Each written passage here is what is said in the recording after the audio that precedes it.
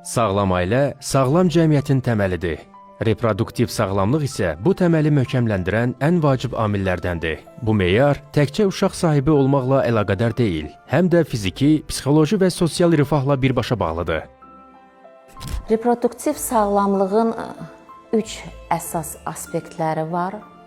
Birincisi fiziki aspektdir. Qadın və kişinin sağlamlığı bura daxildir.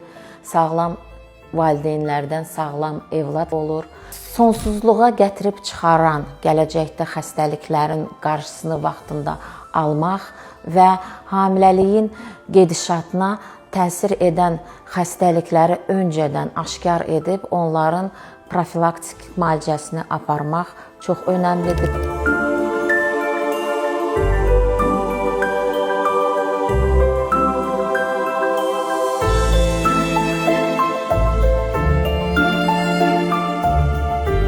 İkinci aspekt psixoloji aspektdir. Yəni cütlüklər ailə qurmamışdan öncədən təbii ki, psixoloji cəhətdən valideyn olmağa hazır olmalıdırlar. Bunun üçün onların arasında müəyyən bir məsuliyyət hissi yaranmalıdır.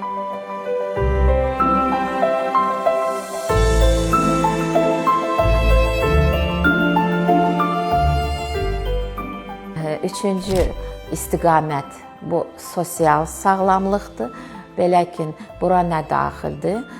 Cütlüklərin kontraseptivlər haqqında rahat məlumat almaqları və kişi ilə qadınların cinsi hüquqlarının qorunması.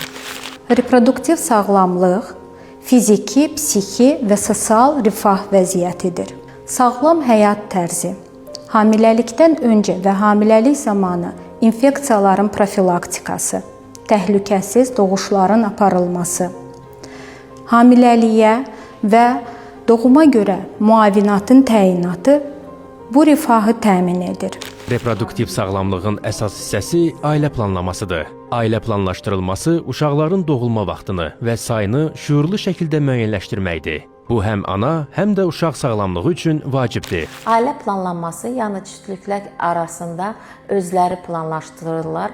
Nə vaxt evlad dünyaya gətirsinlər, aralarında nə qədər məsafə versinlər. Çünki buna bir şuurlu yanaşma olmalıdır. 2 ildən öncə olan fasilə evladlar arasında, uşaqlar arasında qadın sağlamlığı üçün çox təhlükəlidir. Belə ki, hər evlad doğuş baş verəndən sonra növbəti evlad arasında 2 il ərzində qadının orqanizmində müəyyən bir bərpa prosesləri getməlidir ki, növbəti evlad sağlam dünyaya gəlsin.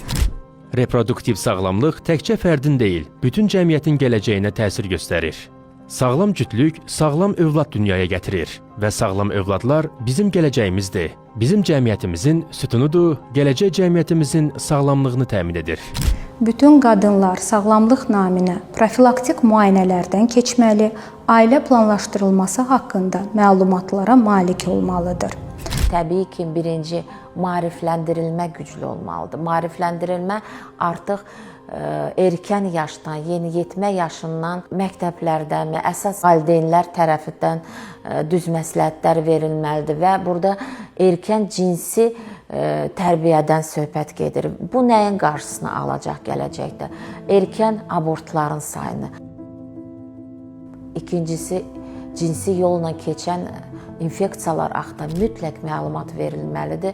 Bu biliklər məhz tibb klinikalarda, tibbi müraciət olunan müəssisələrdə yox, gənclərin oxuduqları ya çalışdıqları müəssisələrdə, iş yerlərində nəzərdə tuturum.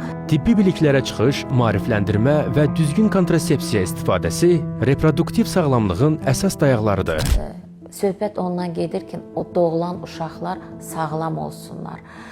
İrsi və müəyyən bir genetik xəstəliklərin qarşısı vaxtında alınsın və gələcəkdə nə cəmiyyət üçün, nə valideynlər üçün bir problem olmasın.